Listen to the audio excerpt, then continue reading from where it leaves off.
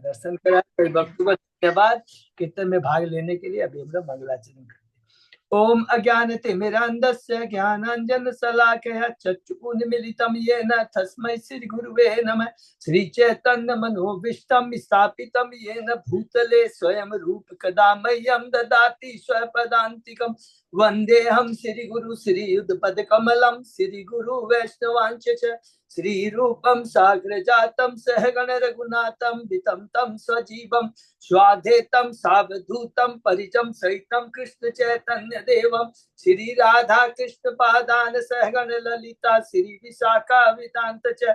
नम ओम विष्णुपादाय कृष्ण प्रेष्ठाय भूतले श्रीमते भक्ति वेदांत स्वामिन इति नामने।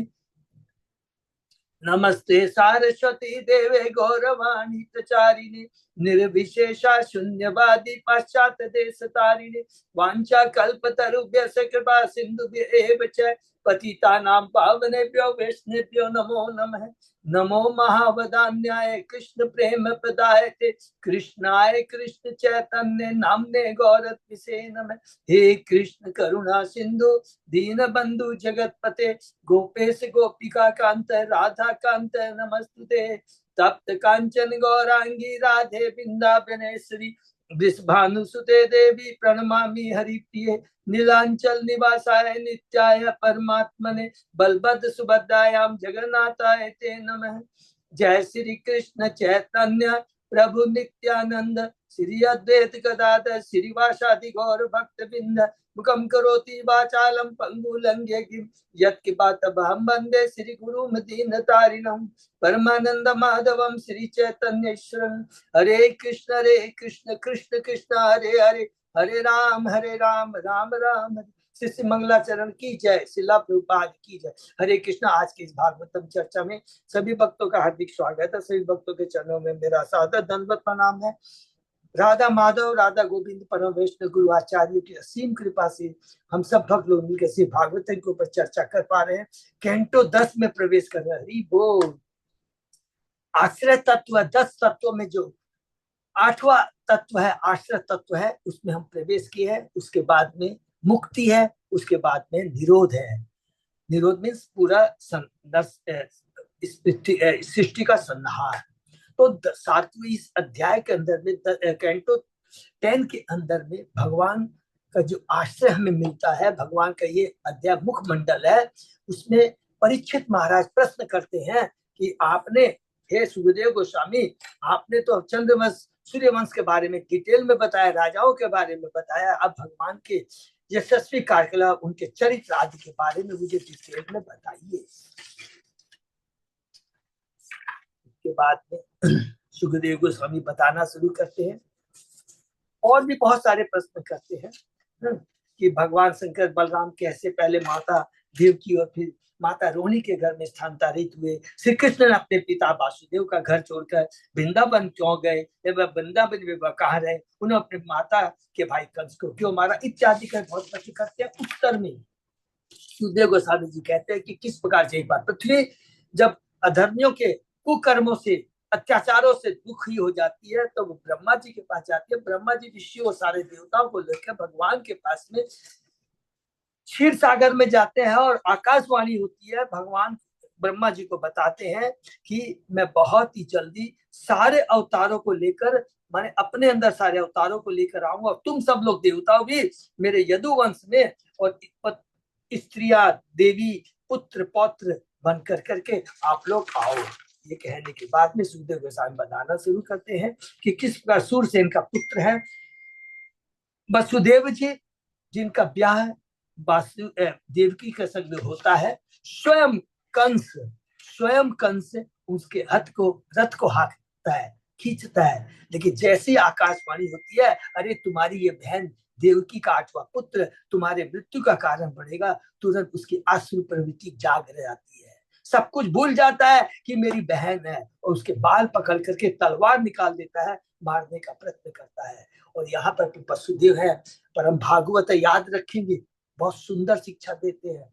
हर जगह आप देखेंगे भगवान की लीला इतनी अपरंपार है कि असुर को भी महाभागवत ज्ञान दे सकता, हम जैसों की कैपेसिटी नहीं है। जो शुद्ध भक्त होता है, उत्तम कोटि का, प्रथम श्रेणी का भक्त होता है, कि जिस प्रकार चैतन्य महाप्रभु ने मायावादी, कट्टर मायावादी प्रकाशानंद सरस्वती को शिक्षा दी। नहीं तो हम लोग को तो बोला गया अब भक्तों के भगवान की लीला के बारे में नहीं बताना चाहिए, लेकिन ये उत्तम कोटि का जो भक्त उस पर एप्लीकेबल नहीं होता है। वसुदेव कहते हैं, अरे तुम्हारी ये पहली बात तो बहन है, पहली बात तो स्त्री है, उसके बाद तुम्हारी बहन है, और उसके बाद में अभी भी उसका ब्याह हुआ है।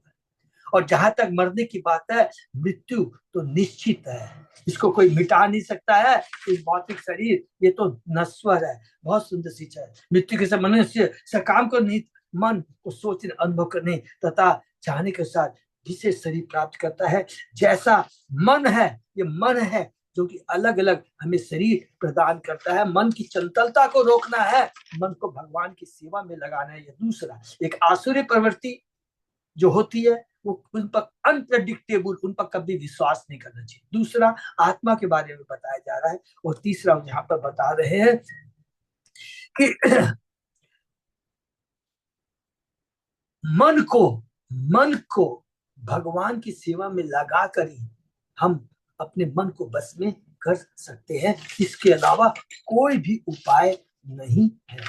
बहुत चेष्टा करता है, नहीं समझ में आता है, फिर बुद्धि लगाता है, कहता है कि देखो तुम्हारी मृत्यु तो देवकी के 8वें पुत्र के हाथे होगी, तो इसलिए मैं तुम्हें एक एक कर करके देवकी के सारे पुत्र तुम्हें ला करके तुम दे दूंगा और तुम उसे छोड़ दो। कंस ने वसुदेव की बात पर भरोसा करके देवकी को छोड़ दिया। माता देवकी ने एक के बाद एक 8 पुत्र तथा सुभद्रा में एक कन्या हुई, लेकिन सारे के सारे पुत्र को वसुदेव अपने वचन के अनुसार कंस को दे देता है। तो जब पहला पुत्र देता है तो नारद जी कंस के पास आकर कहते हैं कि किस प्रकार विष्णु द्वारा असुर व्यक्तियों का वध होगा। यह सुनकर कंस अत्यधिक भयभीत हो उठा। उसने वसुदेव देवकी को बंदी बना लेता है और यह सोचकर कि देवकी की कोई भी संतान 8वीं संतान हो सकती है, कोई भी संतान विष्णु हो सकती है, अतः इस आशंका से उसने देवकी की एक एक करके संतानों को मार डाला है। उसके बाद में 68वें श्लोक में बहुत अच्छी बात बताते हैं कि ये कंस कौन है। ये कंस कौन है? कालनेमी नाम का असुर था, और जो विष्णु द्वारा मारा गया, तब से वो विष्णु के प्रति वो हिंसा, ईर्ष्या करने लगा। फिर हम लोगों ने 69 श्लोक को बहुत तात्पर्य में, एडिशनल जो तात्पर्य में प्रभुपाद जी ने जो दिया है, उसको हमने बहुत डिटेल में पढ़ा और पढ़ रहे हैं, खत्म नहीं हुआ था। सबसे पहले हमने पढ़ा था कि मृत्यु किसको कहते हैं और जीवन किसको कहते हैं। जब मनुष्य अपने ये 5 तत्वों से बनी शरीर को त्याग देता है, नंबर 1, और इस जीवन में, इस शरीर में संबंधित सारी जो विस्मृति है उसको भूल जाता है, मृत्यु कहलाती है। और वर्तमान देह में आने के बाद दूसरा शरीर प्राप्त करना, किए जाना वाला जो कार्य होता है वो उसका जीवन कहलाता है। इस जीवन में हम अच्छे भी कर्म कर सकते हैं और बुरे भी कर्म कर सकते हैं। तो दूसरा, मन की चंचलता के बारे में बताता है। मन को किसके चरण कमलों में मन को स्थिर करके इस चंचलता को रोका जा सकता है, नहीं तो इस मन के चलते हमें एक के बाद एक शरीर प्राप्त होगा और जन्म मृत्यु व्याधि का चक्कर चलता रहेगा। तीसरा बात, संयोग के बारे में पढ़ा। कोई चीज संयोग से नहीं होती है, ये तो मन की चंचलता के चलते हुए, मन जब जिस चीज को स्वीकृत करता है, अस्वीकृत करता है, मन इधर उधर डोलता रहता है, और मन की स्वीकृति अस्वीकृति के अनुसार हमें विभिन्न शरीर प्राप्त होते हैं। ये कर्मों के अनुसार होता है, मन की चंचलता को साधता है, संयोग बस नहीं होता। कोई कहे ना कि अरे ये तो संयोग बस नहीं, हर चीज में हमें भगवान की उपस्थिति देखना है, कि भगवान देखते हैं। भले ही हम न देखे, दूसरा नहीं देखे, लेकिन 10 दिशाएं भगवान देखते हैं, और एक एक कर्म का रिकॉर्डिंग होता है, और उसके साथ हमें शरीर मिलता है। फिर हमने पढ़ा अंश और अंशी, हम सभी भगवान के अंश हैं। भगवान विष्णु भी कृष्ण की आंशिक अभिव्यक्ति है। कौन? भगवान विष्णु भी, न कि कृष्ण विष्णु। अर्थात कृष्ण क्या है? सर्व कारण कारण, ईश्वर परम कृष्ण सच्चिदानंद अनादि गोविंद गोविंद सर्व कारण। फिर धर्म के बारे में बताया है कि वास्तविक धर्म, परम धर्म भगवान श्री कृष्ण की शरण में जाना है। और एक बहुत इंपोर्टेंट हमने पढ़ा, निवृत्त तृष्णा है, वह जो भौतिक तृप्ति के लिए कोई तृष्णा नहीं रखता, उसको कहते हैं निवृत्त तृष्णा। भक्ति की पूर्णता तो कृष्ण के चरण कमलों के बिना किसी भौतिक इच्छाओं से नहीं हो सकती। भक्त जिस किसी भी स्थिति में रहे, वह सदैव कृष्ण की सेवा में लगा रहता है। वह इसी जीवन में मुक्त माना जाता है। उसका भौतिक शरीर रहता नहीं, क्योंकि उसका शरीर पहले ही आध्यात्मिक बन चुका होता है, क्योंकि वो सिर्फ कृष्ण की सेवा में लगता है। इसलिए उस तरह के भक्त को शुद्ध भक्त क्या कहते हैं? निवृत्त तृष्णा। बहुत सुंदर है। उसके बाद में हमने पढ़ा पशु घन। दो तरह का है। एक तो जो है, जो पशु का वध करने वाला होता है, उसको कभी भी कृष्ण भावना में प्राप्त नहीं हो सकती। ये तो हुआ। लेकिन दूसरा क्या हुआ? देहात्म बुद्धि में मग्न व्यक्ति, भले ही कितना ऐश्वर्य उसके पास हो, लेकिन अगर वो आध्यात्मिक उन्नति नहीं करता है, मनुष्य जीवन का सदुपयोग नहीं करता है, निश्चय वह अपने आत्मा को मारने वाला होता है। इसलिए वह भी पशुगण कहलाता है। तो ऐसा नहीं है कि जितना ही, तो वास्तविक क्या है? मनुष्य जीवन का लक्ष्य है भगवान से अपने खोए हुए संबंध को स्थापित करना। उसके बाद में हमने पढ़ा उत्तम श्लोक गुणानुवाद। उत्तम श्लोक का अर्थ होता है कि उत्तमों में सर्वश्रेष्ठ कौन है? एक है, भगवान है, और दूसरा कौन है? भगवान का भक्त है। दोनों को याद। भगवान के शुभ भक्त, शुद्ध भक्त को भी उत्तम श्लोक कहा जाता है। इसका अर्थ है कि वह भगवान तथा भगवान के शुद्ध भक्तों का सदैव गुणगान करने के लिए उत्सुक रहता है। भगवान का गुणगान तथा भगवान के भक्त का गुणगान एक ही है। अर्थात भक्त का गुणगान भगवान के प्रत्यक्ष गुणगान से भी अत्यधिक महत्वपूर्ण है। इसका मतलब क्या हुआ? जितना हम भगवान के शुद्ध भक्तों का गुणगान, ग्लोरिफिकेशन करेंगे, हमारी चेतना में प्योरिफिकेशन आएगा। भौतिकता के प्रति अनासक्ति, भगवान के प्रति आसक्ति बढ़ती जाएगी। इसके बाद में हमने पढ़ा भव औषाध, माने औषधि। भव की औषधि क्या है? भव की औषधि एकमात्र है भगवान का नाम, भगवान के नाम जो लीलाओं का स्मरण कीर्तन स्मरण। एकमात्र अगर हम भगवान के नाम को स्मरण कीर्तन करेंगे, इससे बड़ी कोई औषधि नहीं है, क्योंकि यही औषधि है हम इस भव सागर से बाहर कर देंगे। उसके बाद में माया मनुष्य हमने पढ़ा कि कभी कभी भगवान माया मनुष्य कहलाते हैं। क्यों कहलाते हैं? क्योंकि वे एक सामान्य मनुष्य की तरह प्रकट होते हैं, लेकिन वो सामान्य मनुष्य नहीं होते हैं, दिव्य होते हैं। उनके कार्य दिव्य होते हैं और उनका पद सदैव सर्वोच्च रहता है। ये सदैव दिव्य है। उनका मूल स्वभाव माया के अधीक्षक के रूप में होते हैं। वे माया के प्रति आकृष्ट नहीं होते हैं, बल्कि वे माया के मालिक होते हैं। माया अध्यक्ष ये हमने पढ़ा माया मन। और फिर हमने पढ़ा बहुत इंपॉर्टेंट योग माया और महामाया के बारे में। योग माया की आवरण, माने योग माया अपने को जब महामाया के रूप में प्रकट करती है। महामाया क्या है? योग माया की अंश है। महामाया शक्ति योग माया की आवरण है, इसलिए उसे आवृता शक्ति भी कहा जाता है। क्योंकि आवृता शक्ति किसलिए कहते हैं? क्योंकि बद्ध जीव की असली जो चेतना को वो ढक देती है। जो माया मनुष्य को भगवान से दूर खींच ले जाती है, वह महामाया जड़ माया है। और जो दिव्य स्तर पर कार्य करती है, भगवान से जोड़ती है, वो योग माया कहलाती है। भगवान की लीला में सहायक करती है, योग माया कहलाती है। उदाहरण के लिए 3 उदाहरण दिए गए, बहुत इंपॉर्टेंट है। जो माया देवी, माता देवकी के गर्भ से भगवान को माँ यशोदा के गर्भ में जो स्थानांतरित किया जाता है, वो कौन काम करती है? योग माया करती है। गोपियों के संग कृष्ण की जो रास लीला है, गोपियों द्वारा अपने पतियों, ससुर, संबंधियों को सबको भ्रमित कर करके केवल कृष्ण की सेवा में लगता है, ये भगवान की योग माया काम करती है। और इसके विपरीत दुर्योधन को देख लीजिए, साल को देख लीजिए, कंस को देख लीजिए, शिशुपाल को देख लीजिए। अरे भगवान उनके सामने उपस्थित है, लेकिन समझ नहीं पाते ये भगवान है। ये क्यों है? ये महामाया उनकी चेतना को ढक देती है। तो योग माया, महामाया। जो भगवान की भक्ति करता है, योग माया उसे भक्ति में आगे बढ़ाने में साथ देती है।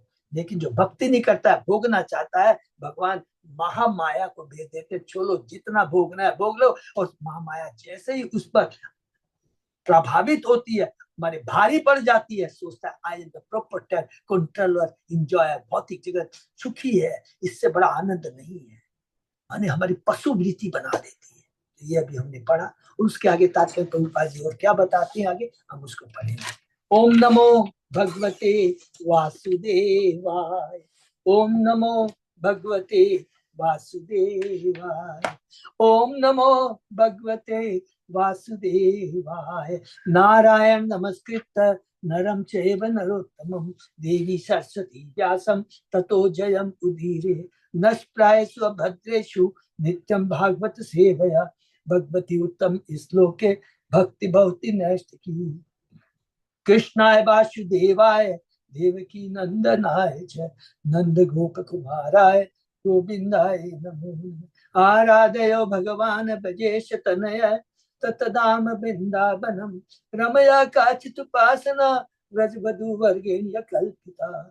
श्रीमद्भागवतम प्रमाणम अमलम प्रेमापमर्तो महान श्री चैतन्य महाप्रभो मतमिदं तत् आदरो न परे। हरे कृष्ण कृष्ण कृष्ण हरे हरे हरे राम राम राम हरे हरे। कैंटो 10 अध्याय 1 श्लोक नंबर 69 और Mahamaya. Thank you so much प्रभु। सूरसेना कृत्या अर्जुन से हम लोग शुरू करते हैं। मिल गया। सूरसेना से कार्तिक अर्जुन का पुत्र सूरसेन था और जिन देशों में वह शासन चलाता था वे भी सूरसेन कहलाते थे। ऐसी टिप्पणी सनातन गोस्वामी कृत वैष्णव तो उसमें टीका में मथुरा के विषय में निम्नलिखित उदाहरण लाया है। मथ्यते तु जगत सर्व ब्रह्म ज्ञानेन येन वा तत्सारभूतम यत् यस्याम मथुरा सा निगद्यते। जब कोई स्वरूप सिद्ध अपने दिव्य पद पर स्थित होकर कर्म करता है, जब कोई स्वरूप सिद्ध शुद्ध भक्त अपने दिव्य पद पर स्थित होकर आध्यात्मिक स्थित होकर कार्य करता है तो उसका पद मथुरा कहलाता है। हरि बोल। दूसरे शब्द जो कोई व्यक्ति भक्ति योग की विधि से कर्म करता है तो वह चाहे जहां रहे किंतु वास्तव में वह मथुरा वृंदावन में होता है। ये बहुत इंपॉर्टेंट लाइन है। वो मथुरा कहलाता है और हमेशा वो कहाँ रहता है, भगवान के धाम में रहता है। मथुरा वृंदावन में होता है उसकी स्थिति, अर्थात वो दिव्य स्थिति में होता है, दिव्य चेतना में होता है और दिव्य स्थान में होता है। नंद महाराज के पुत्र कृष्ण की भक्ति ही समस्त ज्ञान का सार है और ऐसा ज्ञान जहां भी प्रकट किया जाता है उस स्थान को मथुरा कहा जाता है, दिव्य कहा जाता है। अपरंच जब कोई व्यक्ति अन्य विधियों को छोड़कर भक्तियों की स्थापना करता है तो उसकी स्थिति मथुरा कहलाती है। बहुत ही है। यत् नित्यम सन्निहितो हरि, जिस स्थान में भगवान नित्य रहते हैं वो मथुरा कहलाता है। भगवान नित्य है, उनका धाम नित्य है। गोलोक एवं निर्सत्य खिलात्म भूत है। यद्यपि भगवान अपने धाम गोलोक वृंदावन में नित्य वा किंतु वे सर्वत्र पूर्ण रूप से विद्यमान रहते हैं। इसका यह हुआ कि जब भगवान इस विश्व पर अवतरित होते हैं तो उनका आदि धाम रिक्त नहीं रहता, क्योंकि वे अपने मूल धाम में रहते हुए मथुरा वृंदावन अयोध्या आदि स्थानों में एक साथ अवतरित हो सकते हैं। ये बहुत इंपॉर्टेंट चीज है। भगवान इसलिए कहते हैं सर्वव्यापी है, सर्वव्यापी। भगवान सब जगह रहते हैं। भगवान ओरिजिनली अपने लिखा है, एकदम क्लियर लिखा है कि अपने मूल रूप में नित्य धाम गोलोक में रहते हैं, किंतु साथ ही साथ वो अन्य जगह मान इस भौतिक जगत में भी स्थान एक साथ अवतरित हो सकते। उन्हें अवतरित होने की आवश्यकता भी नहीं पड़ती क्योंकि वे पहले से वहां विद्यमान रहते हैं। बस उन्हें अपने आप को प्रकट करना पड़ता है। वो तो रहते हैं लेकिन अपने को प्रकट कर देते हैं। जो हमको दिखाई नहीं देता है ना, भगवान हमें दिखाई देने देता, अपने को स्वयं प्रकट करते हैं। ये भगवान की इच्छा है। श्री सुखदेव गोस्वामी ने महाराज परीक्षित को तात अर्थात प्रिय पुत्र कहकर संबोधित किया। किसने? सुखदेव गोस्वामी ने। गुरु है, शिष्य परीक्षित, उसको तात कहकर कहते हैं दिव्य प्रेम के चलते। अपने अंतःकरण में वात्सल्य प्रेम होने के कारण सुखदेव गोस्वामी ने इस शब्द का प्रयोग किया। क्योंकि शीघ्र ही वसुदेव तक देवकी के पुत्र रूप में कृष्ण उत्पन्न होने वाले थे, इससे सुखदेव गोस्वामी ने वात्सल्य प्रेम के कारण महाराज परीक्षित को तात का हरि बोल। विश्वकोश में गर्भ शब्द की व्याख्या इस प्रकार है, गर्भो भ्रूणे अर्भके कुच्छा विद्याति विद्याति। जब कंस देवकी को मारने वाला था तो वसुदेव ने उसे रोकने के लिए साम तथा वेद कूटनीति का सहारा लिया। साम का अर्थ है सांत्वना देना। वसुदेव ने कृष्ण को संबंध, लाभ, कल्याण, पहचान तथा गुणानुवाद द्वारा सांत्वना देनी चाहिए। इन पांचों का संदर्भ साम के अंतर्गत आता है। वसुदेव द्वारा इस जीवन तथा अगले जीवन में भय प्रस्तुत करना भेद था। इसलिए वसुदेव ने कंस को सांत्वना देने के लिए साम तथा भेद का प्रयोग किया। कंस के गुणों की प्रशंसा करना गुणानुवाद था और भोज वंश का उत्तरदारी कहना संबंध का द्योतक था। कितनी सुंदर बात है। तुम्हारी बहन से पहचान का बोध कराना था। स्त्री की हत्या के उल्लेख से क्या यश तक कल्याण विषय प्रस्तुत उठते हैं और अपनी बहन की विवाह के समय हत्या का पाप कृत्य भय उत्पन्न करता है, जो भेद का एक पक्ष है कि अरे तुम इतने महान राजा हो, तुम्हारी सारी अपकीर्ति हो जाएगी, ये भय है। अरे तुम एक स्त्री को मार रहे हो, ये भय है। तुम्हारा सारा सम्मान, तुम्हारी कृति सब नष्ट हो जाएगी। और समझाना, बड़े सांत्वना देना, तुम शरीर नहीं तुम आत्मा हो, तुम तो बड़े महान हो, भोज वंश में तुम्हारा जन्म हुआ है। तो ये हो गया शाम और भेद। भोज वंश उन लोगों का द्योतक है जो एकमात्र इन द्वितीय लगे रहते थे, अतः अधिक कुलीन नहीं थे। भोज का अर्थ है युद्ध करना। ये सभी कंस के अपयश के लक्षण थे। जब वसुदेव ने कंस को दीन वत्सल कहा तो यह अतिशय प्रशंसा। चूंकि कंस अपने करीब राज्यों से कर के रूप में बछड़े लिया करता था, इसलिए भी वह दीन वत्सल कहलाता था। वसुदेव को पता था कि वे बल प्रयोग से देवकी को आसन्न संकट से नहीं बचा सकेंगे। देवकी वास्तव में कंस के चाचा की लड़की थी, इसलिए देवकी को सुहृद अर्थात संबंधित कहा गया है। तो सबको मालूम है ना, तो कंस किसका लड़का है? उग्रसेन का है। और देवकी किसकी लड़की है? देवक की। देवक और उग्रसेन दोनों सगे भाई है, इसलिए कहा गया है संबंधित चाचा की लड़की। कहा जाता कि कंस ने अपने निकट संबंधी देवकी की हत्या इसलिए नहीं की क्योंकि तब परिवार के अन्य सदस्यों में महान युद्ध छिड़ जाता। कंस इस संकट से बचना चाह रहा, क्योंकि इससे अनेक लोगों की जानें चली जाती। गृह युद्ध, आपस में परिवार में युद्ध छिड़ जाता और लोग एक दूसरे को मार डालते। इसलिए ये प्रभुपाद जी तात्पर्य के माध्यम से हमें बताते। पूर्व काल में कालनेमी नामक असुर के 6 पुत्र हुए, जिनके नाम थे हंस, सुविक्रम, क्रात, दमन, रिपुर मर्दन तथा क्रोधहंता। ये षडभर कहलाए। ये 6 समान बलशाली तथा निपुण थे। इन 6 ने अपने बाबा काल ने भी कौन है, इसका बाबा कौन है? हिरण्यकशिपु। हिरण्यकशिपु का पुत्र, उसका पुत्र हो गया काल नेमी। हिरण्यकशिपु का पुत्र का नाम बहुत कॉमन नाम है, याद आएगा तो अपने चर्चा करेंगे। इन 6 ने अपने बाबा हिरण्यकशिपु का साथ छोड़ दिया और ब्रह्मा को प्रसन्न करने के लिए कठिन तपस्या की। ब्रह्मा ने प्रसन्न होकर मुंह मांगा वर देने के लिए कहा। इस पर षडभर्गों ने कहा, हे ब्रह्मा जी, यदि आप हमें वर देना चाहते हैं तो है यह आशीर्वाद दीजिए कि हम किसी देवता, महारोग, यक्ष, गंधर्वपति, सिद्ध, चारण या मनुष्य अथवा अपनी तपस्याओं में पूर्ण किसी भी महर्षि द्वारा मारे न जा सके। तो थोड़ा बहुत अपने ग्रैंडफादर का असर था, जिसने कहा था कि मैं दिन में न रात में, न सुबह न शाम, न सस्त अस्त किसी के द्वारा। ब्रह्मा उनके मनोभाव जान गए, अतः उन्होंने उनकी इच्छा पूरी कर दी। किंतु जब हिरण्यकशिपु को इसका पता चला तो वह अपने पौत्रों पर अत्यंत क्रुद्ध हुआ। उसने कहा, मेरा साथ छोड़कर तुमने ब्रह्मा की पूजा करने गए, अतः अब मैं तुमसे नाता तोड़ता हूँ। तुम लोगों ने अपने आप को देवताओं से बचने का प्रयत्न किया है, लेकिन मैं तुम लोगों को शाप देता हूँ कि तुम्हारा पिता कंस के रूप में जन्म लेगा और तुम 6 देवकी के घर से उत्पन्न होने पर कंस द्वारा मारे जाओगे। इसी शाप के कारण हिरण्यकशिपु के पुत्रों को देवकी के घर से जन्म लेना पड़ा और कंस द्वारा उनका पद होना ही था। ये भगवान द्वारा पहले से ही नियोजित था, भले ही पूर्व जन्म में वह उसका पिता क्यों न रहा हो। यह वर्णन हरिवंश के विष्णुवत के 2 अध्याय में मिलता है। वैष्णव तोष ने टीका के अनुसार कीर्तिमान नामक देवकी का पुत्र तीसरा अवतार था। याद है ना, अभी हम लोगों ने पढ़ा है देवकी के 6 पुत्र के बारे में हमने पढ़ा है। कीर्तिमान पहला पुत्र था।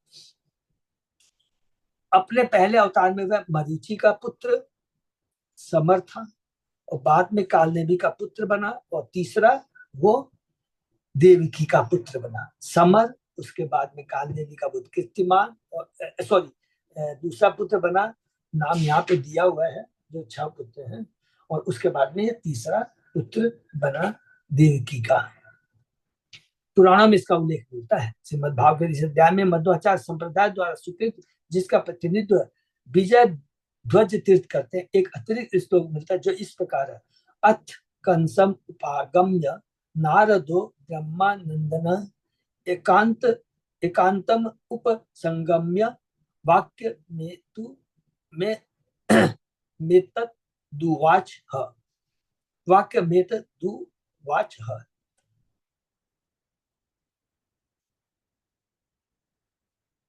तत्पश्चात ब्रह्मा के मानस पुत्र नारद कंस के पास गए और एकांत स्थान में उन्होंने उसे सूचित लिंग की सूचना दी। महान मुनि नारद स्वर्ग से मुद्रा है, उन्होंने कंस के पास अपना दूत भेजा। जब दूत ने कंस के पास जाकर नारद के आने की सूचना दी तो असुरों का मुखिया कंस अत्यंत प्रसन्न हुआ और वह तुरंत ही उनके स्वागत अपने महल से बाहर आया। नारद मुनि सूर्य जैसे तेजस्वी थे, अग्नि जैसे शक्तिशाली थे और सभी प्रकार के पाप पित्तों से रहित थे। कंस ने अतिथि के रूप में स्वीकार करते उन्हें सादर नमस्कार किया और सूर्य सदृश दीप्यमान सोने के सिंहासन पर बैठाया। नारद स्वर्ग के राजा के मित्र थे, अतः उन्होंने उग्रसेन के पुत्र कंस से कहा, हे सूर्य, मैं तुम्हारे आतिथ्य से प्रसन्न हूँ, अतः मैं तुमसे कुछ गुप्त बातें कहूंगा। जब मैं नंदन कानन के क्षेत्र जंगल से होकर जा रहा था तो मैंने देवताओं की एक विशाल सभा देखी और ये देवता मेरे साथ सुमेरु पर्वत तक आए। हम अनेक तीर्थ स्थलों में गए और अंत में हमने पवित्र गंगा नदी का दर्शन किया। जब ब्रह्मा जी अन्य देवताओं के साथ सुमेरु पर्वत पर मंत्रणा कर रहे थे तो मैं भी अपनी वीणा के साथ वहां उपस्थित था। मैं तुम्हें गुप्त रूप से बतलाऊंगा कि यह सभा तुम सभी सारे असुरों को मार डालने की योजना बनाने के लिए की गई थी। देखिए, कई बार हम लोग बोलते हैं ना, नारद मुनि जी भड़काते हैं, ये बहुत मूर्खता वाली बात है। नारद मुनि का तो केवल काम है भक्ति का प्रचार करना, और असुर जो है भक्ति का पृथ्वी का भार को कम करना, और इस केवल एकमात्र ये उद्देश्य रहता है। बाहरी दृष्टि से लगेगा कि वे एक दूसरे को भड़का रहे हैं, दोनों का कल्याण करते हैं। जो असुर प्रवृत्ति है उसको मार करके उसे वहीं पर असुर प्रवृत्ति को रोक देते हैं। भगवान नारद जी बहुत कृपालु है, भगवान बहुत कृपालु। हम कभी सोचते हैं माँ मुझे दंड देती है, गुरु हमें डांटता है, अरे ये हमारे कल्याण के लिए है। तो कहता है तुम्हारी छोटी बहन देवकी है ना, और यह तथ्य है कि उसका 8वां पुत्र तुम्हारा वध करेगा। नारद पर कोई यह दोषारोपण नहीं कर सकता कि उन्होंने देवकी के पुत्र का वध करने के कंस को प्रोत्साहित किया। अभी हमने तात्पर्य में थोड़ी दिनों पहले पढ़ा है कि स्वयं वसुदेव और देवकी बहुत प्रसन्न थे कि उनका 8वां पुत्र कृष्ण भगवान स्वयं 8वें पुत्र में आएंगे, इंतजार वो कर रहे थे। तो जो शुद्ध भक्त होता है उसकी चेतना बड़ी उच्च कोटि की होती है, सदैव भगवान क्या चाहते हैं उसको पूरा करने में अपना सारा जीवन लगा देता है। वही काम वसुदेव देवकी और नारद जी कर रहे हैं। नारद मुनि तो मानव समाज के सतत शुभ चिंतक है। ये चाहते थे कि जल्द जितनी जल्दी हो सके कृष्ण धरा पर उतरी तो, जिससे देवताओं का समाज प्रसन्न हो और कंस तथा उनके मित्रों का कृष्ण द्वारा वध हो। कंस को भी अपने कुकृत्यों से मोक्ष प्राप्त हो सके। देखिए कितनी बड़ी बात है, कंस को भी अपने कुकृत्यों से मोक्ष प्राप्त हो सके। अरे जो कष्ट गलत काम कर रहा है उस पर रोक लग सके, इससे देवताओं तथा उनके अन्यायों को परम प्रसन्नता होगी। इस संबंध में श्री विश्वनाथ चक्रवर्ती ठाकुर की टिप्पणी है कि नारद मुनि कभी कभी ऐसे कार्य करते थे जो देवता असुरों को एक साथ लाभप्रद होते थे। इसको अंडरलाइन कर देंगे। जब भी राजा दंड देता है तो उसको दोनों को लाभ मिलता है।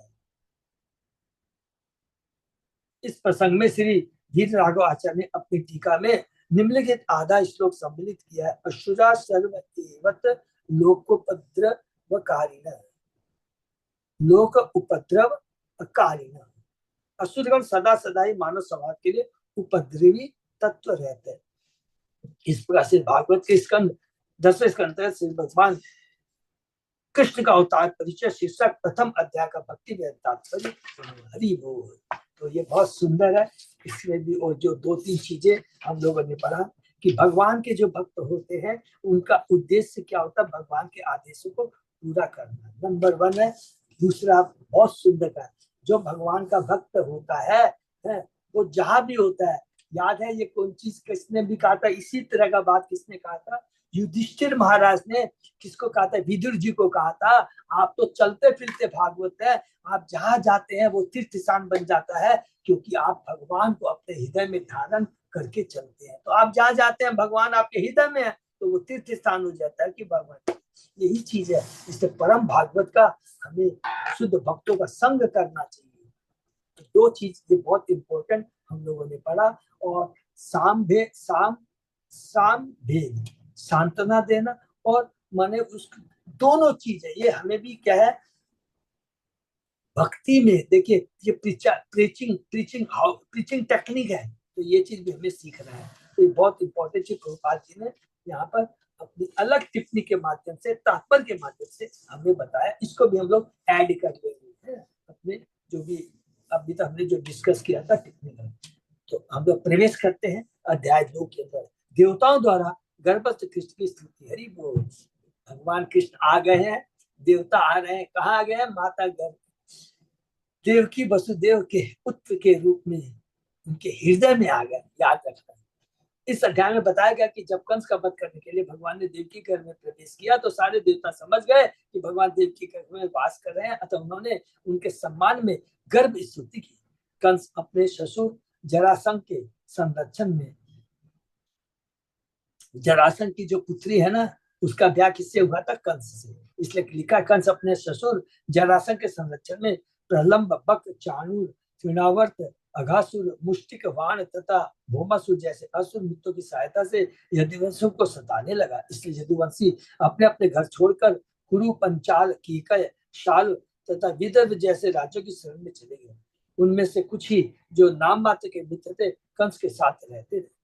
जब कंस ने एक एक करके देवकी के 6 पुत्रों षडगर्भ को मार डाला तो अनंत देव ने देवकी के गर्भ में प्रवेश किया और भगवान के आदेश का पालन कर योग माया की युक्ति से वे रोहिणी के गर्भ में स्थापित करे। कौन, बलदेव भगवान करी वो।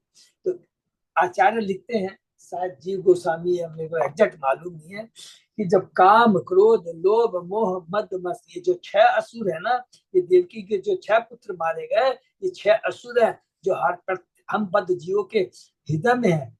जब तक इसको नहीं निकालेंगे तो बलराम जी नहीं आएंगे, और जब बलराम जी आकर कर करके फिर कृष्ण को स्थापित नहीं करेंगे। इसके अंदर को ये 6 हमारे जो शत्रु हैं इनको मारना बहुत जरूरी है। आदि करने वाली योग माया की युक्ति से वे रोहिणी के घर में स्थानांतरित कर दिए गए। देवकी के 8वें पुत्र के रूप में शीघ्र प्रकट होने वाले स्वयं भगवान ने योग माया को आदेश दिया कि वह यशोदा देवी के गर्भ में जन्म ले। ये योग माया का काम है, क्योंकि ये भगवान की लीला में सहायता कर रही है। याद रखेंगे, भगवान का आदेश है, भगवान की लीला में जो सहायता करती है वो कौन करती है, योग माया करती है। और हम बद्ध जीव को जो बांधती है वो महामाया करती है। अभी हमने पढ़ा, चूंकि कृष्ण तथा उनकी शक्ति योग माया एक साथ भाई बहन के रूप में प्रकट हुए, इसलिए यह संसार वैष्णव तथा शाक्तों से पूर्ण है। उनके बीच निश्चय कुछ प्रतिद्वंदिता है। वैष्णव जन परमेश्वर की पूजा करते हैं और शाक्तगण योग माया की पूजा अपनी अपनी इच्छा के अनुसार दुर्गा, भद्रकाली तथा चंडिका जैसे रूपों में करते हैं। योग माया ने भगवान के आदेशानुसार देवकी के 7 पुत्र बलदेव या शंकरसन को देवकी के गर्भ से रोहिणी के घर में स्थानांतरित कर दिया। क्योंकि शंकरसन कृष्ण के प्रेम को बढ़ाने के लिए प्रकट होते हैं, इसलिए वे बलदेव कहलाते हैं। तो जो शक्ति की पूजा करते हैं वो शाक्त कहलाते हैं, जो भगवान की पूजा करते हैं वो भक्त कहलाते हैं, जो शक्तिमान की पूजा करते हैं वो भक्त कहलाते हैं, और जो शक्ति की पूजा करते हैं वो शाक्त कहलाते हैं। ठीक है, दुर्गा देवी फलाना फलाना यहाँ पे नाम लिखा है। भगवत भक्त बनने के लिए मुझको चाहिए कि वह इन्हीं के शुभ शक्ति ग्रहण करे, इसलिए वे बलभद्र भी कहलाते हैं। जब योग माया ने देवकी के 7वें संतान को, कौन, बलदेव को रोहिणी के घर में स्थानांतरित कर दिया तो वसुदेव के हृदय में स्वयं भगवान प्रकट हुए, और तब अपने को देवकी हृदय में स्थानांतरित कर लिया। क्योंकि भगवान देवकी के हृदय में उपस्थित थे, अतः जो जो गर्भ की अवधि बढ़ती गई त्यों त्यों देवकी तेजवान प्रतीत होने लगी। हरि बोल। ये बहुत इंपॉर्टेंट लाइन है, आगे हम लोग डिटेल में पढ़ेंगे। सोचिए, जो भगवान जिनके गर्भ में हृदय में है, तो उनका शरीर क्या भौतिक रह गया, सब कुछ दिव्य हो गया। हरि बोल। स्टेज को देखकर कंस चिंतित था, किंतु पारिवारिक संबंध का देवकी को नुकसान नहीं पहुंचा सकता था। इस तरह वह कृष्ण के विषय में अप्रत्यक्ष रूप से सोचने लगा और पूर्ण कृष्ण भावना भावित हो गया। इसको भी अंडरलाइन कर लेंगे, वैसे हम लोग डिटेल में पढ़ेंगे कि कृष्ण का चिंतन चाहे वो शत्रु के रूप में करे या भक्त के रूप में करे, उसका उद्धार होना निश्चित है। इस बीच में देवकी के घर में भगवान की उपस्थिति के सारे देवता उनकी स्तुति करने आए। उन्होंने कहा कि भगवान परम सत्य है, आत्मा स्थूल शरीर की अपेक्षा अधिक महत्वपूर्ण है और परमात्मा आत्मा से भी अधिक महत्वपूर्ण है। भगवान परम स्वतंत्र है और उनके अवतार दिव्य है। देवताओं की स्तुतियां भक्तों की महिमा को द्योतित करती है और उन व्यक्तियों के भाग्य का बखान करती है जो अपने को भौतिक प्रकृति की परिस्थिति से ऊपरी तौर पर मुक्त मानते हैं। भक्त सदैव सुरक्षित रहते हैं। जब भक्त भगवान के चरण कमलों पर पूरी तरह शरण ले लेता है तो वह भौतिक संसार के भय से पूर्णतः मुक्त हो जाता है। भौतिक जगत में रहते हुए वह भौतिक संसार से मुक्त हो जाता है। इसको थोड़ा सा ऐड करके बोल सकते हैं। देवताओं की स्तुतियां भगवान के अवतरित होने के कारण तो बताती है। वे भगवत गीता में भगवान के कथन की पुष्टि करते हैं, यदा यदा ही धर्मस्य ग्लानिर्भवति भारत अभ्युत्थानं धर्मस्य तथात्मानं सृजाम्यहम्। हे भरतवर्षि, जब जब धर्म का ह्रास होता है वो अधर्म का प्राधान्य होने लगता है, तब तब मैं अवतार लेता हूँ। शुरू करते हैं दूसरा अध्याय। सुखदेव गोस्वामी परीक्षित को कहते हैं, श्री शुकवाच प्रलंब बकचानुर्तीर्णावर्त त्रिवानट महाशनि मुष्टिक अरिष्ट द्विद पुतना केसि धेनुके अन्य च असुर भूपाले वाण भौम आदिवियुक्तः यदु नाम कथनम चक्रे बलि मागध संश्रय। सुखदेव गोस्वामी ने कहा, मगध राज जरासंध के संरक्षण में शक्तिशाली कंस यदुवंशी राजा को पीड़ित करने लगा। इससे उससे प्रलम, वक, चाणु, तृणावत, अगासुर, मुष्टिक, अरिष्ट, त्रिविद, उतना, केसी, धेनुक, वारासुर, नरकासुर तथा पृथ्वी के अन्य सब असुर राजाओं का सहयोग प्राप्त है। इस श्लोक में भगवत गीता में आए भगवान के निवृत्त कथन की पुष्टि होती है। बहुत सुंदर है। यदा यदा ही धर्मस्य ग्लानिर्भवति भारत अभ्युत्थानं धर्मस्य तथात्मानं सृजाम्यहम् परित्राणाय साधूनां विनाशाय च दुष्कृतां धर्म संस्थापनार्थाय संभवामि युगे। हे भरतवंशी, जब जब धर्म का ह्रास होता है और धर्म की प्रधानता हो जाती है, तब तब मैं अवतार लेता हूँ। मैं पुण्यात्मा को उद्धार करने, दुष्टों का विनाश करने एवं धर्म की स्थापना करने के लिए युग युग में अवतरित होता हूँ। तीन चीजें बताया है, धर्म की स्थापना करने के लिए, अधर्मियों का सत्यानाश, उनको मारने के लिए, और भक्तों का उद्धार करने के लिए, पुण्यात्मा को उद्धार। इस भौतिक जगत का पालन करने के पीछे भगवान का उद्देश्य के लिए हर एक को भगवदान वापस जाने का अवसर प्रदान करें। किंतु दुर्भाग्यवश राजा तथा राजनेता भगवान के उद्देश्य में बाधक बनते हैं।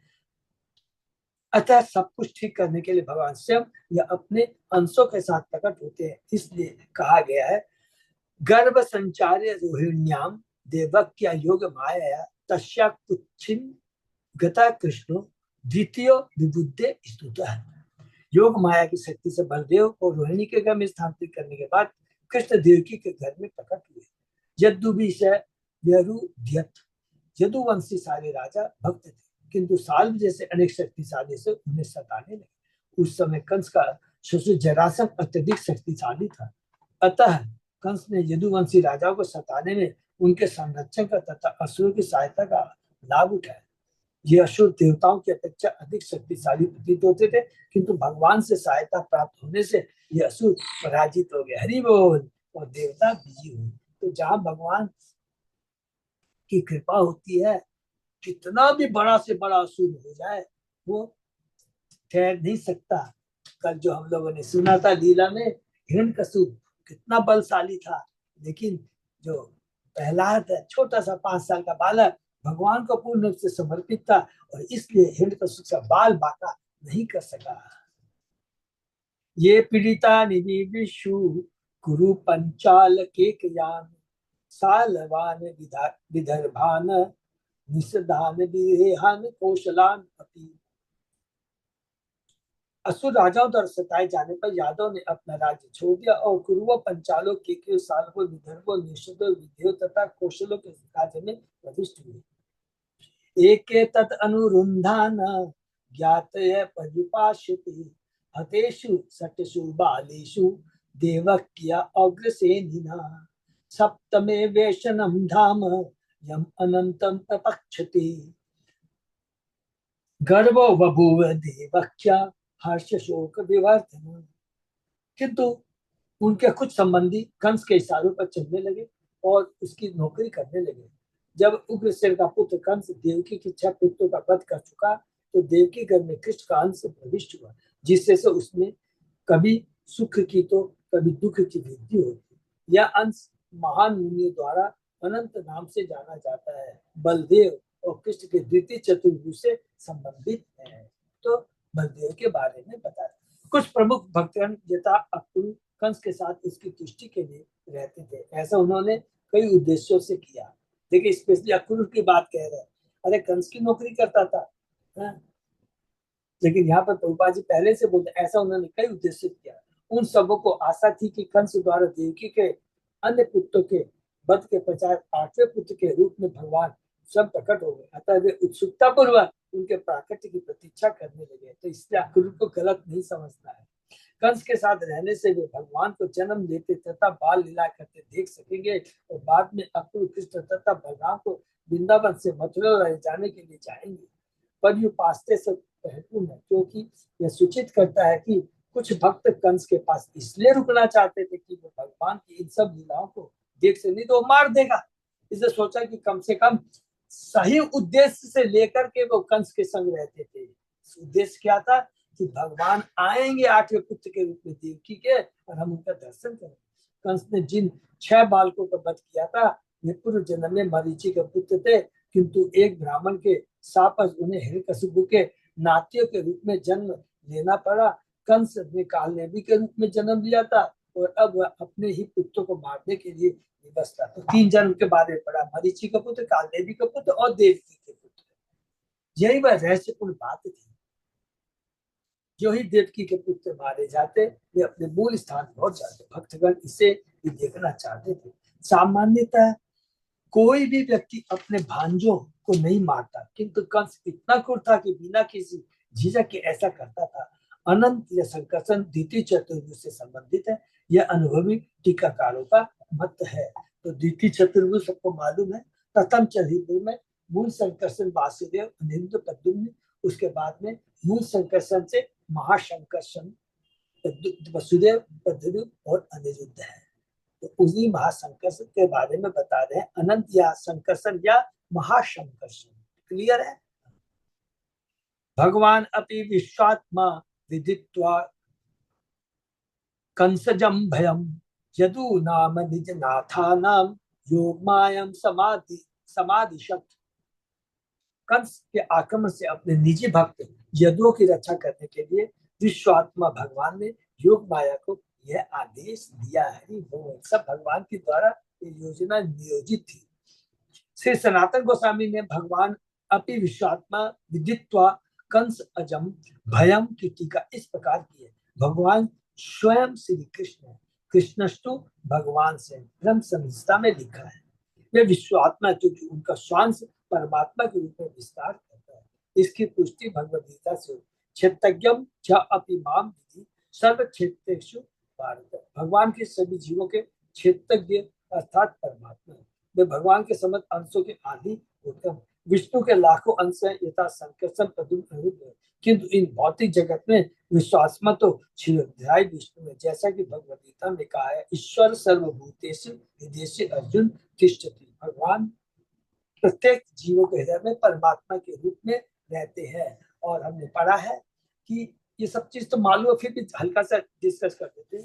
कारणोदक्षाय विष्णु से असंख्य ब्रह्मांड निकले हैं, तो कारणोदक्षाय विष्णु केवल एक है, उनसे असंख्य वो प्रत्येक ब्रह्मांड के अंदर में वही कारणोदक्षाय विष्णु गर्भोदक्षाय विष्णु के रूप में प्रत्येक ब्रह्मांड के अंदर प्रवेश करते हैं।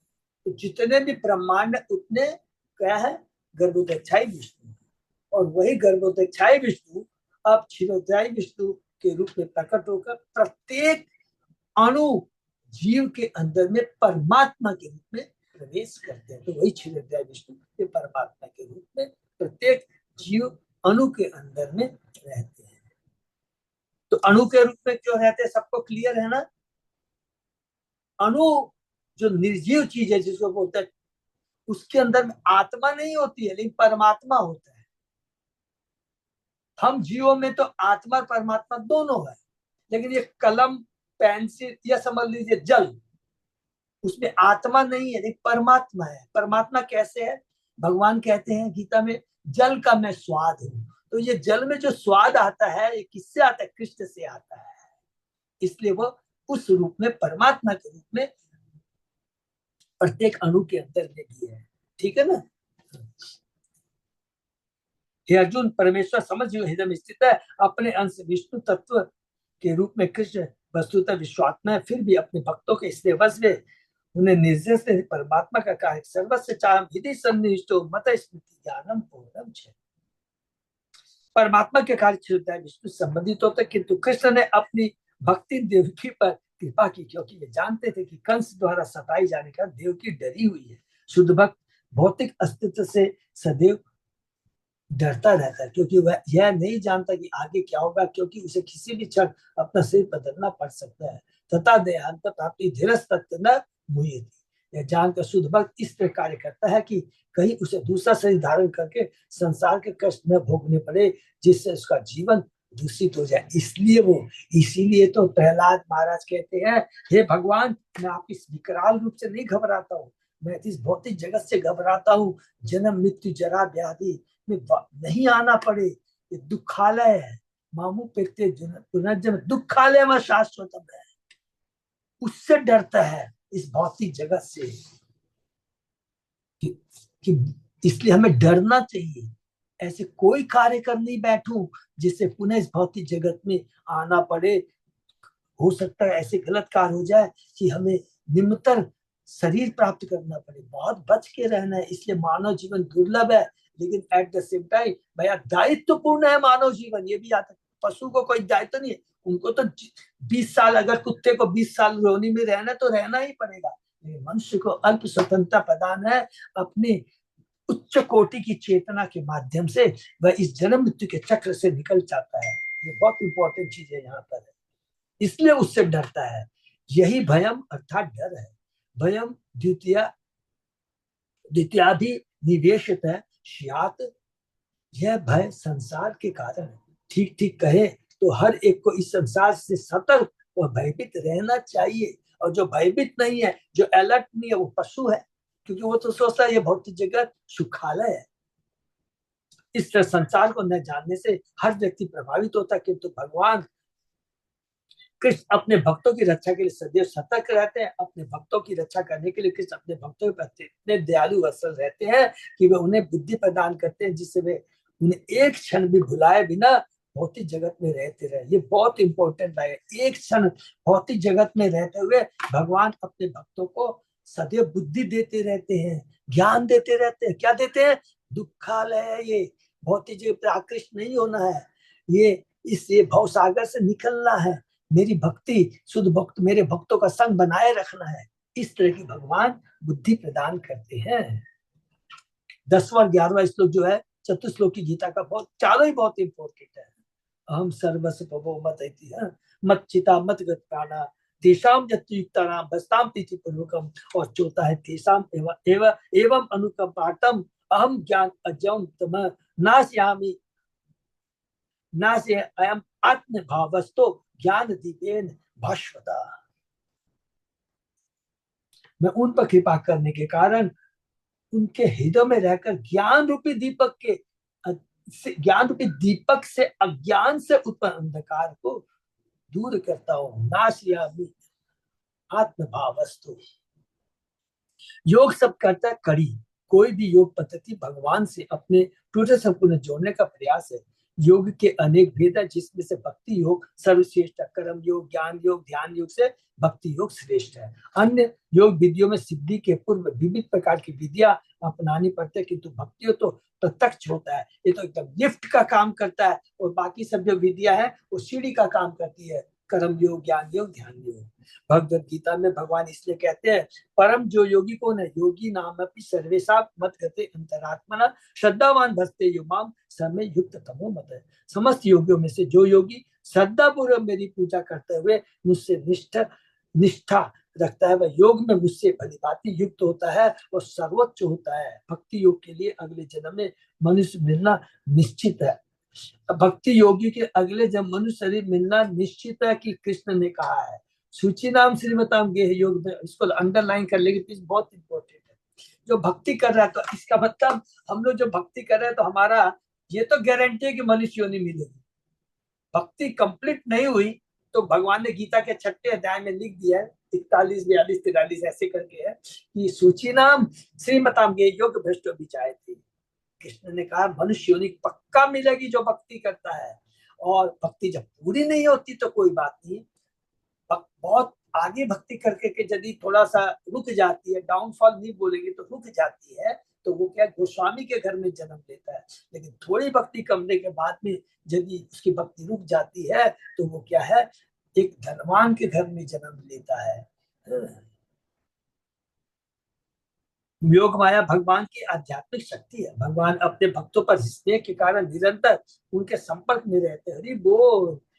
भगवान अपने भक्तों पर स्नेह के कारण निरंतर उनके संपर्क में रहते हैं, और जो भक्ति नहीं करते हैं महामाया उनके संपर्क में रहती है। अन्यथा उनकी माया शक्ति इतनी प्रबल है कि वह ब्रह्मा जैसे बड़े बड़े देवताओं को भी मोहित कर देती है। अतः भगवान की शक्ति योग माया कहलाती है। क्योंकि भगवान विश्वात्मा अर्थात अतः उन्होंने योग माया को आदेश दिया कि वह देवकी की रक्षा करे। हरि बोल। गच्छ देवी ब्रजम भद्रे गोप गोप गोपी अलंकृतम रोहिणी वसुदेवस्य भार्यास्ते नंद गोकुले अन्यस्य कंस संदिग्धा वीवरेषु वसंती। भगवान ने योग माया को आदेश दिया, हे समस्त जगत द्वारा पूज्या तथा समस्त जीवों को सहायक प्रदान करने वाली शक्ति मेरी योग माया, तुम ब्रज जाओ जहाँ अनेक ग्वाले तथा उनकी पत्नियां रहती है। उस सुंदर प्रदेश में जहाँ अनेक गौएं निवास करती है। वसुदेव की पत्नी रोहिणी नंद महाराज के घर में रह रही है। वसुदेव की अन्य पत्नियां भी कंस के भय से वही अज्ञातवश रह रही है। गोकुल में कृपा करके वहां जाओ। राजा नंद का आवास नंद गोकुल स्वयं अत्यंत सुंदर था, और जब योग माया को वहां पर जाकर भक्तों को अभय प्रदान करने का आदेश दिया गया तो यह और भी सुंदर तथा सुरक्षित हो गया। क्योंकि योग माया में ऐसा वातावरण उत्पन्न करने की क्षमता थी, क्योंकि वो दिव्य है योग माया, इसलिए उसे नंद गोकुल में के यहाँ जाने का आदेश दिया गया। देवक्या जठरे गर्भम शेषाख्यम धाम मामकम तत् सन्निकृष्य रोहिण्या उदरे सन्निवेशय। देवकी के घर में शंकरसन या शेष नाम का मेरा अंश है बलराम, तो उसे बिना किसी कठिनाई के रोहिणी के घर में स्थानांतरित कर दो। कृष्ण के प्रथम अंश बलदेव है, जो शेष भी कहलाते हैं। भगवान का शेष अवतार सारे ब्रह्मांड को धारण करता है और इस अवतार की शाश्वत माता है। देखिए कितनी बड़ी बात लेगा, शाश्वत माता है माता रोहिणी बलराम की शाश्वत माता। भगवान ने योग माया से कहा चूंकि मैं देवकी के घर में जा रहा हूँ, अतः शेष अवतार पहले वहां पहुंच चुके हैं, उन्होंने वहां मेरे रहने की पूरी व्यवस्था कर दी है। अब उन्हें अपनी माता रोहिणी के घर में प्रवेश करना चाहिए। इसलिए बलराम को याद रखना है, और एक एक बलराम की एक्टिंग को याद रखना चाहिए कि भगवान की सेवा कैसे की जाए, इसलिए आदि गुरु कहा गया बलराम जी को। क्लियर लिखा, भगवान प्रभुपाद जी कहते हैं मेरे रहने की व्यवस्था कर दी है बलराम ने। इस संबंध में कोई पूछ सकता है कि भगवान जो सदैव दिव्य रूप में स्थित है, किस देवकी के उस घर में प्रवेश पा सके जिसमें पहले 6 असुर सर्वक वास कर चुके थे। तो क्या इसका यह अर्थ हुआ कि ये षड गर्भासुर भगवान के दिव्य शरीर के तुल्य थे? इसका उत्तर श्री विशाल चक्रवर्ती ने दिया है, जो इस प्रकार है, बहुत ध्यान से पढ़ेंगे। समस्त सृष्टि तथा उसके व्यष्टि अंश श्री भगवान की शक्ति के विस्तार है। इससे भौतिक जगत भगवान प्रवेश करके भी ऐसा नहीं करते। इसकी व्याख्या भगवान ने स्वयं भगवद गीता में, माया तत् इदम सर्व जगत अव्यक्तम मूर्तिना मतस्थानि सर्वभूतानि न चाह तेषु अवस्थित है न च मतस्थानि भूतानि पश्य में योगम युगमेश्वरम भूत भिन्न च भूतस्थो मम आत्मा भूत भावना। ये समग्र भ्रमण मेरे अपकट रूप से मुझमें व्याप्त है। सारे जीव मुझमें है किंतु मैं उनमें नहीं।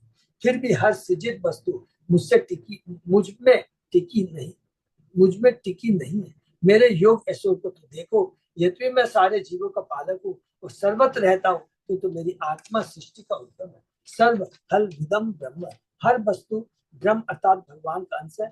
फिर भी हर वस्तु ईश्वर नहीं है, और ईश्वर सर्वत्र है भी, और ईश्वर सर्वत्र है भी नहीं।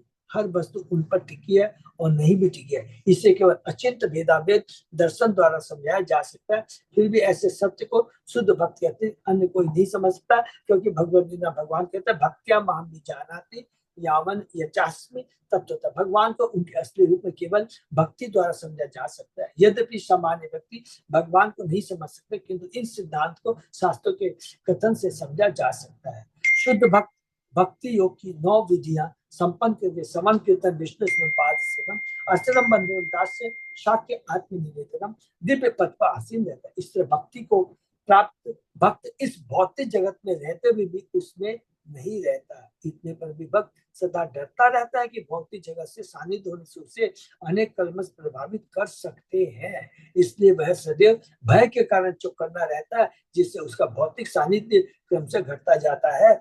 ये ज्ञान और हमने कहा पढ़ा है भरत महाराज की लीला के माध्यम से, कि देखिए तो भाव स्तर पर पहुंच गए, लेकिन माया ने झटका दिया, एक वृक्ष के प्रति आसक्त हो गए। ये सब भगवान अपने भक्तों के माध्यम से शिक्षा देते हैं कि माया बहुत प्रबल है। ब्रह्मा तक पिघल जाते हैं, शिव तक पिघल जाते हैं, विश्वामित्र जैसे योगी पिघल जाते, विचलित हो जाते हैं, ऐसे बोलेंगे। प्रतीक रूप में माता देवकी का कंस से निरंतर डरना उन्हें शुद्ध बना रहा था। बहुत सुंदर बात दिखा है। शुद्ध भक्त को सदैव भौतिक सानिध्य से डरते रहना चाहिए। इससे भौतिक सानिध्य में रहने वाले सारे असुरों का वध हो जाएगा, जिससे कंस के द्वारा षड्गर्भासुरों का वध हुआ था। ऐसा कहा जाता है कि मरीचि मन से प्रकट होता है। दूसरे शब्दों में मरीचि मन का अवतार है। मरीचि के बहुत सुंदर है, प्लीज इसको नोट कर लेंगे। वैसे हम लोग मन मरीचि क्या मन के रूप में है, और दूसरा मरीचि का मन, मरीचि के 6 पुत्र हैं, मन के 6 पुत्र हैं क्या? काम, क्रोध, लोभ, मोह, मद। भगवान शुद्ध भक्ति से प्रकट होते हैं। इसकी पुष्टि वेद हुई है। भक्ति रेनम दृश्याति, केवल भक्ति से मनुष्य को भगवान का सानिध्य प्राप्त हो सकता है। जब ये मन से ये काम, क्रोध, लोभ, मोह, मद आते हैं, भगवान की भक्ति रहती है। बलदेव जी से प्रार्थना करेंगे, वो आएंगे, ये सारे मर जाएंगे, उसके बाद में भगवान को बुला लेंगे, हमारे हृदय में स्थापित कर देंगे। ये बलराम जी कितने बड़े गुरु हैं। केवल भक्ति से ही मनुष्य को भगवान सहता हो। भगवान देवकी के गर्भ से प्रकट हुए, इसलिए देवकी भक्ति के प्रतीक है और कंस भौतिक भय का प्रतीक है। जब भक्त भौतिक सानिध्य से डरता रहता है, तो उसका असली पद भक्ति प्रकट होता है, जिससे उसमें भौतिक भोग के प्रति अरुचि उत्पन्न हो जाती है। जब मरीचि के 6 पुत्रों का ऐसे भय द्वारा वध हो जाता है और मनुष्य भौतिक कलम से मुक्त हो जाता है, तो भक्ति के गर्भ से भगवान उत्पन्न होते हैं। हरि बोल। जब ये 6 हमारे काम, क्रोध, लोभ, मोह, मद नष्ट हो जाते हैं, तो भगवान आते हैं। इस तरह देवकी का 7वां घर भगवान के प्राकट्य को सूचित करता है। जब काम, क्रोध, लोभ, मोह तथा मद तमस ये 6 पुत्र मार डाले जाते हैं, हमारे हृदय के अंदर जो उसको नष्ट हो जाते हैं, तो भगवान के प्रकट हेतु शेष अवतार उपयुक्त परिस्थिति उत्पन्न करता है। शेष अवतार मीन्स बलराम उपयुक्त परिस्थिति उत्पन्न करता है। दूसरे शब्दों में जब मनुष्य में उसकी सहज कृष्ण चेतना जागृत होती है तो भगवान कृष्ण प्रकट होते हैं। श्री विश्वनाथ चक्रवर्ती ठाकुर की यही व्याख्या है। हरि बोल। तो यहाँ विराम देते हैं। बहुत सुंदर व्याख्या है, इसको पूरा अच्छे से फिर सब लोग दोहराएंगे। ठीक है। तो यहाँ पर प्रभुपाद जी बोलते हैं कि वास्तव में ये जो काम, क्रोध, लोभ, मोह, मत्सर, यही वास्तव में हमारे शत्रु है। हम बोलते हैं ना ये मेरा शत्रु है, इसने मेरा पैसा खा लिया, ये कर दिया, ये कर दिया। देखिए प्रारब्ध के अनुसार ये सारी चीजें, कौन मित्र बनेगा, कौन शत्रु बनेगा, कौन पति पत्नी का हो सकता है कि वही एक दूसरे के शत्रु के रूप में पति पत्नी, यहाँ से बहुत कुछ हो सकता है। सब प्रारब्ध के सब भगवान ने ये व्यवस्था कर रखी है। लेकिन जो वास्तविक जो शत्रु है वो हमारे अंदर ही है। हम बाहर में खोजते हैं, खोजने की दरकार नहीं है। हमारे अंदर ही वास्तव शत्रु विराजमान है। काम, क्रोध, लोभ, मोह, मद के माध्यम से इसको काटना है। बहुत शुद्ध भक्तों की संगति करके, भगवान की भक्ति करके जब हम इसको काट देंगे तो भगवान परमानेंट हमारे को, भगवान तो परमात्मा के रूप में है, लेकिन बहुत ध्यान से सुनेंगे। लेकिन उस समय भगवान पर्सनल केयर करेंगे कि ये मेरा भक्त है और हर कदम कदम पर हमको बचाएंगे। और यदि भक्ति नहीं करेंगे तो फिर माया देवी को भेज देते हैं, ठीक है तू इसको कंट्रोल कर। बहुत सिंपल है। प्रभुपाद जी बहुत तात्पर्य के मात्रा बहुत अच्छा बता दिया भक्ति की शक्ति। ठीक। हरे कृष्णा। ये हम देते हैं। किसी का कोई प्रश्न? तो ये हरे कृष्ण प्रभु जी। हाँ माता। ये भगवान बोलता है मैं हूँ भी और नहीं भी हूँ, इसकी व्याख्या क्या है प्रभु? माता जी माने भगवान तो सब जगह है। भगवान सब जगह है, लेकिन नहीं भी है का मतलब क्या है? भगवान कहते हैं कि मैं भौतिक नहीं हूं, मैं हूं लेकिन मैं भौतिक नहीं हूं, मैं सदैव दिव्य हूं। मेरा जो पोजीशन रहती है दिव्य रहती है। नंबर 1 है भगवान स्वयं न रह करके अपनी शक्ति के रूप में सब जगह रहते हैं। तो शक्तिमान नहीं है लेकिन शक्ति हमेशा रहती है। कोई भी चीज आप देख लीजिए, मैं ये कलम है, ये चल रहा हूं, ये जो चल रहा है तो भगवान खुद नहीं है, शक्ति के रूप में है। सुगंध, फूल की सुगंध है, ये सुगंध क्या है? ये भगवान से आई है। जल में जो स्वाद है ये भगवान की शक्ति है, शक्ति के रूप में है। तो शक्तिमान अपनी शक्ति के रूप में सदैव रहता है और नहीं भी है। भगवान स्वयं तो नहीं है, शक्ति के रूप में। इसको कहते हैं अचिंत भेदाभेद। समझ में आ गया ना सरोजिनी माता जी? है तो हमेशा भगवान स्वयं रहते हैं या शक्ति के रूप में रहते हैं। ठीक है। हरे कृष्ण। बहुत सुंदर प्रश्न है, अच्छा है और बहुत बहुत धन्यवाद सबको। और कल बहुत अच्छा रहा सबको, हमारे जगन्नाथ जी के भक्तों को। हरे कृष्णा प्रभु जी। प्रभु हाँ, जी हम लोग को नहीं मिला सर्टिफिकेट। ये आप लोग को नहीं मिला? तो जिनका नहीं मिला है ना तो अच्युत अजयदास प्रभु को खाली आप पोस्ट कर देंगे। तो कल हमारी बात भी हो रही थी अच्युत अजय प्रभु से, तो उन्होंने कहा हम लोग प्रेम चैतन्य प्रभु है, बहुत बिजी रहते हैं, मैं उनसे बात करूंगा। ठीक है ना? तो सरोजिनी रोहिणी माता जी का सबका किसी का नहीं मिला। तो सरोजिनी माता जी ने कल ही मेरे को याद दिला दिया था, लेकिन कल इतना जा रही थी तो फिर बोले नहीं अजय प्रभु जी से, तो अजय प्रभु जी उतर गए थे। हाँ अजय प्रताप प्रभु को बोल दिया बस, अब कोई चिंता की बात नहीं है। तो वो बात करके करवा देंगे है? और मैं भी बोल दूंगा किसको, प्रेम चेतन प्रभु को बोल दूंगा। ठीक है ना? चिंता की बात। हरे कृष्ण। यहीं पर विराम देते हैं। अच्युत अजय दास प्रभु। हाँ प्रभु जी। और तो कुछ नहीं है ना प्रभु? अब और आगे किसका इंतजार है? कौन सा वो आ रहा है प्रभु? अब तो सीधा रथ यात्रा। हरि बोल। याद आ गया, इसलिए कल आनंद मोहन प्रभु ने रथ यात्रा के लिए भी कहा था। तो हम लोगों का बहुत रहता है तो रथ यात्रा बहुत विशेष है, जिसके अंदर में थोड़ा सा सबको तो मालूम है, फिर भी हम बता देते हैं कि जो हमारे जो कलकत्ता मंदिर की जो सेवा है ना, जो रथ यात्रा की सेवा होती है उसमें मोती झील, न्यू टाउन, जन्म स्थान सब लोग को मिलकर के इसमें सेवा करने पड़ती है, क्योंकि ये बहुत बड़ा इसके अंदर फंड लगता है। तो इसमें सबका, और जो लोकली होती है ना उसमें हमारे जगन्नाथ जी की कौन सी सेवा है सबको मालूम है। मैन कौन सी है? गौर पूर्णिमा फेस्टिवल है। गौर पूर्णिमा है, पुष्प अभिषेक है और आखा तीज क्या है? आखा तीज बोल दिया क्या? अच्छे तृतीया। ठीक है, अक्षय तृतीया, ये 3 सेवाएं बहुत इस बार अच्छे से हुई है। और हमारे पास में मैं अलग से बात करूंगा, सरप्लस फंड भी आया है, तो उसको हम लोग ने अलग से रख दिया है। बहुत सुंदर, इस बार भक्तों ने बहुत सेवा की है, ठीक है ना। और अब ये जो है रथ सेवा में सबको तन मन धन से सेवा करनी है, क्योंकि जगन्नाथ भगवान बहुत कृपालु है, बहुत कृपालु। जैसे गौर पूर्णिमा में नित्यानंद और चेतन महाप्रभु बहुत कृपालु है ना, उसी तरह जगन्नाथ बलदेव सुभद्रा हमारे बहुत कृपालु है। क्योंकि इसका एकमात्र उदाहरण से समझ में आ जाएगा, कोई भी भगवान विग्रह अपने अल्टर को छोड़ के नहीं जाता है। एकमात्र जगन्नाथ बलदेव सुभद्रा महारानी अपने अल्टर को छोड़ करके एक एक बद्ध जीव के घर में जाते हैं कृपा प्रदान करने के लिए, ठीक है ना। तो ये बहुत इंपॉर्टेंट चीज है। हरे कृष्णा, नहीं तो विराम देते हैं। हरे कृष्ण। श्री भक्तों का बहुत बहुत धन्यवाद। से स्नेह विलाप करते हैं। कल से